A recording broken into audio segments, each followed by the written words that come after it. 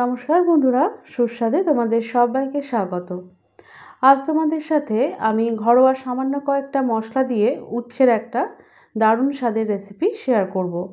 আমার আজকের রেসিপি হলো মশলা করলা ফ্রাই বা উচ্ছের চিপস।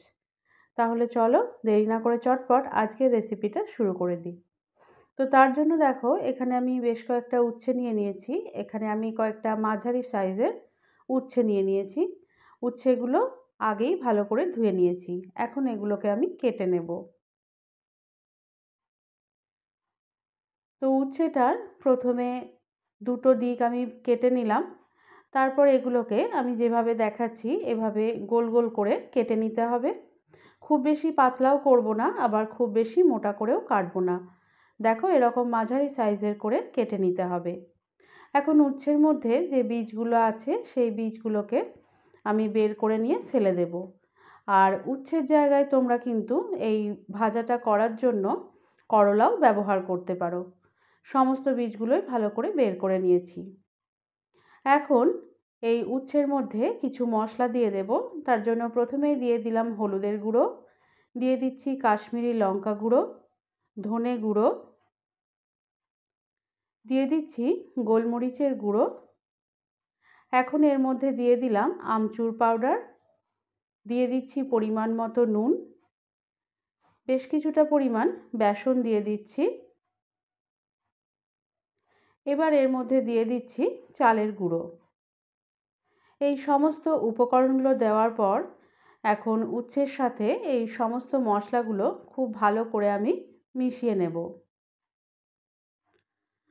সমস্ত শুকনো উপকরণগুলো মেশানো হয়ে গেলে এখন এর মধ্যে আমি খুব সামান্য পরিমাণে একটু জল দিচ্ছি। জলটা খুব বেশি পরিমাণ যেন না হয়, একদম 1 চামচ করে এতে জল দিতে হবে। 1 চামচ জল দিলেই মোটামুটি সমস্ত মিশ্রণটা ভালো করে মিশে যাবে। তারপর এর মধ্যে দিয়ে দিচ্ছি লেবুর রস। লেবুর রসটা আমি যখন মশলাগুলো দিয়েছিলাম সেই পর্যায়েও তোমরা দিতে পারো। লেবুর রসটা দেওয়ার পর সমস্তটা আবারও ভালো করে মিশিয়ে নিলাম। এখন দেখো, কড়ার মধ্যে আগের থেকেই বেশ কিছুটা সাদা তেল গরম করতে দিয়েছিলাম। তেলটা ভালো মতো গরম হয়ে গেলে এর মধ্যে উচ্ছে স্লাইসগুলো একটা একটা করে দিয়ে দিলাম। একটা দিক মোটামুটি 2 থেকে 3 মিনিট মতো আমি ভেজে নেব। প্রথম পর্যায়ে গ্যাসের ফ্লেমটা কিন্তু মিডিয়ামে রাখতে হবে। 2-3 মিনিট ভেজে নেওয়ার পর আমি উচ্ছেগুলো একটু উল্টে পাল্টে নিলাম।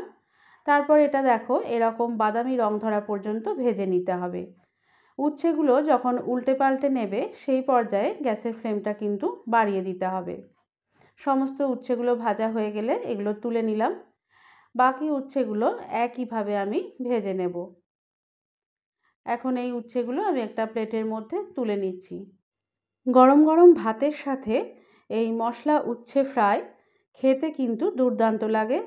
আর বড়রা তো বটেই, তার সাথে বাচ্চারাও কিন্তু উচ্ছে ভাজার এই রেসিপিটা খেতে ভীষণ ভালোবাসবে। তোমরা বাড়িতে একবার অবশ্যই ট্রাই করো আর আমাকে কমেন্টে জানাও যে তোমাদের এটা কেমন লাগলো। আর তার সাথে সাথে আমার আজকের রেসিপি যদি তোমাদের ভালো লেগে থাকে তাহলে একটা লাইক, শেয়ার ও কমেন্ট করার সাথে সাথে আমার চ্যানেলটিকে সাবস্ক্রাইব করে বেল আইকনটি ক্লিক করারও অনুরোধ জানালাম।